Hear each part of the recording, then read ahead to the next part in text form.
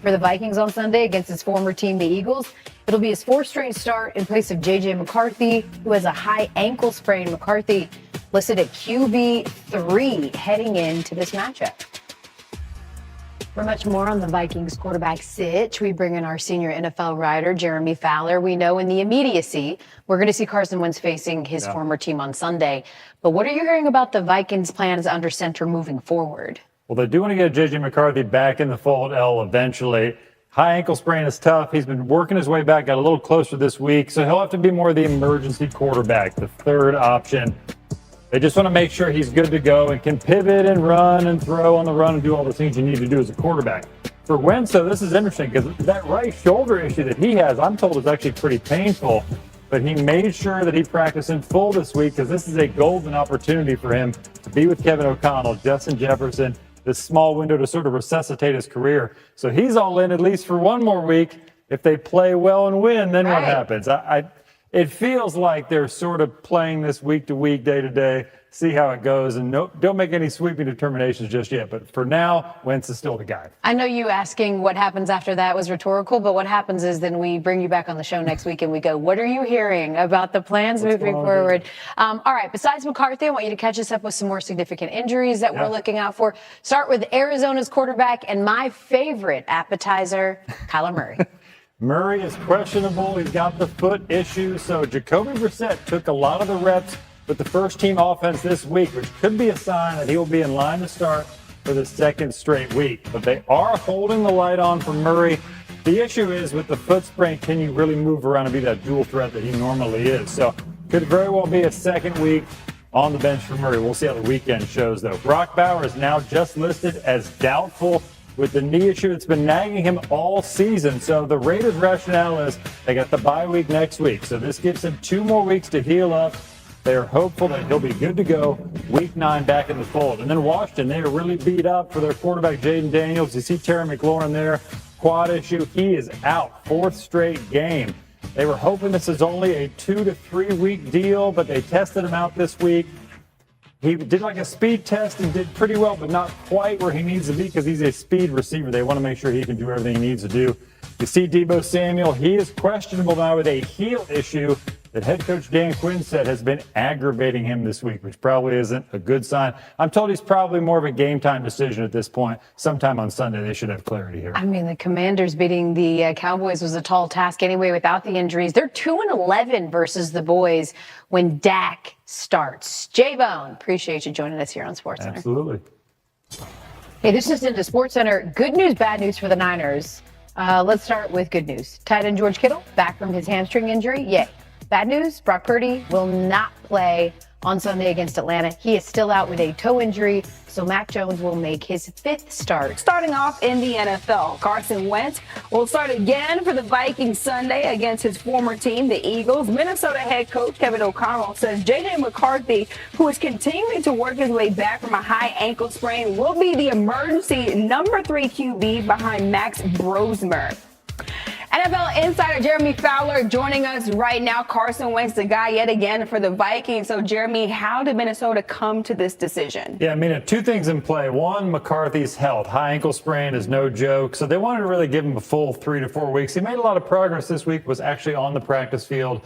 Not quite there yet, so he'll probably be the emergency quarterback. Now, Carson Wentz, I was told his shoulder issue is pretty painful, the one he suffered in that London game against the Browns, but he is determined to play. He's got a window of opportunity here to be with Justin Jefferson, a great play caller, and Kevin O'Connell, try to make this work and resuscitate his career. He's doing a good job so far. He wants another crack at it, so it looks like he's going to be playing through that issue in order to get that. So he has been on the practice field all week in full, ready to go. Okay, what other injuries are you monitoring heading into Sunday?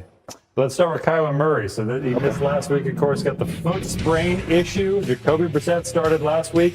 It appears, at least right now, that Brissett is in line to start again because he was getting a lot of the work with the first team offense. Now, Kyler Murray was out at practice, but more working out with the scout team during the viewing portion that the media had at today's session. So a bit of an uphill battle. He might try to go see how he feels over the weekend to potentially play. Commanders WR Deebo Samuel, heel, downgraded to out versus Cowboys published. October 18, 2025 at 2:38 p.m. Michael Bucker digital content editor Jaden Daniels won't have either of his top targets on Sunday. Commanders wide receiver Deebo Samuel, heel, has been downgraded to out for Week 7's road matchup against the Dallas Cowboys, NFL Network insider Tom Pelissero reported. Washington has since announced the news. Samuel will join Terry McLaurin, quad, out, on the sideline as Daniels looks to prevent a losing streak following last week's defeat to the Bears. The veteran WR managed to play in the loss despite coming into it questionable, producing only 4 receptions for 15 yards. Samuel missed practice on Wednesday and Thursday this week before returning in limited fashion on Friday, leading to his initial questionable designation on the injury report. The Commanders will allow Samuel, who leads the team in receptions, 34, receiving yards, 315, and touchdowns, 3, through 6 games, to heal that heel on Sunday ahead of a Monday night date with the Chiefs in Week 8. Daniels will now enter Sunday having to rely on Luke McCaffrey, Chris Moore, and rookie Jalen Lane at receiver. McCaffrey is the top producer of the thinned-out bunch with 8 receptions for 179 yards and 3 TDS. Zach Ertz could see more targets as a result of Deebo's absence. The veteran tight end has built a great rapport with Daniels since the quarterback's breakout rookie season.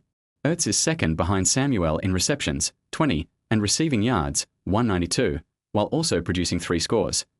The Commanders would like to avoid a shootout with Cowboys' fruitful offense, however, which could be achieved with a bend-but-don't break defense and a consistent running attack powered by rookie Ja'Cory Kruskemerit. Washington is scheduled to kick off against its biggest rival in around the NFL Cardinals, planning to start QB Jacoby Brissett versus Packers with Kyler Murray, foot. Injured published, October 18, 2025 at 2:17 p.m. Grant Gordon digital content editorate appears Kyler Murray will once again be unavailable for his struggling Cardinals. Arizona is planning to start Jacoby Brissett for its Week 7 game at home against the Green Bay Packers, NFL Network insiders Ian Rappaport, Tom Pelissero, and Mike Garafolo reported Saturday. IT will mark the second game in a row missed by Murray due to a foot injury. The 7-year pro was limited throughout the week and was initially deemed as questionable to play on the injury report. Related links and full QB rankings. Week 7. Josh Allen ousted from top 3. Jackson Dart makes biggest jump NFL Week 7 picks. Will Cowboys and Colts pull off upsets? Rams or Jaguars in London? 2025 NFL trade needs tracker. Every team's top priority ahead of November 4th deadline Week 9 is Arizona's bye, meaning Murray will be able to fully rest up after he was injured in Week 5 against the Tennessee Titans. Since they took him first overall in the 2019 NFL Draft, the Cardinals are 4-15 when Murray doesn't start. However, Brissett led Arizona to its best statistical outing of the season in Week 6 against the Indianapolis Colts. Along with a season-high 400 yards of offense, the Cardinals also tied their season best in points, but it wasn't enough in a 31-27 defeat, their 4th in a row, all by 4 points or fewer. Cool, poised, and up to the task. Brissett was a reliable veteran off the bench against the Colts, throwing for 320 yards, 2 touchdowns, 1 interception, and completing 61.4% of his passes.